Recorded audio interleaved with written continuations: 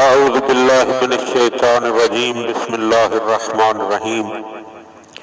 Live نہج البلاغہ channel مومنین کی خدمت میں مختلف دعاؤں کے فضائل اور فوائد بیان کرنے کی سعادت حاصل کر رہا ہے، اور انہی دعاؤں میں سے ایک دعا دعائے جامع ہے۔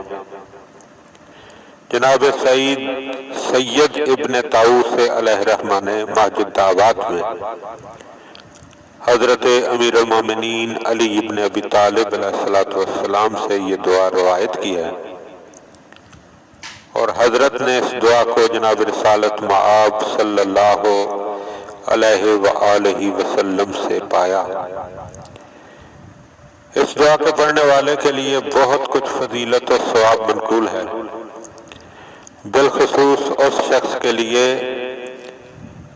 کہ جو اس دعا کو اپنی زندگی میں کم از کم 100 مرتبہ پڑھے۔ لہذا الحمدللہ ہمارے پاس معصومین علیہ السلام سے منقول دعاؤں کا ایک وسیع ذخیرہ، اور ہمیں چاہیے کہ ان دعاؤں کی طرف متوجہ ہوں۔ ان دعاؤں میں ہمیں ایک طرف اللہ سے مانگنے کا سلیقہ ملتا ہے، دوسرا اللہ کی معرفت ہوتی ہے، تیسرے نمبر پر انسان کو اپنی ذات کی بھی معرفت ہوتی۔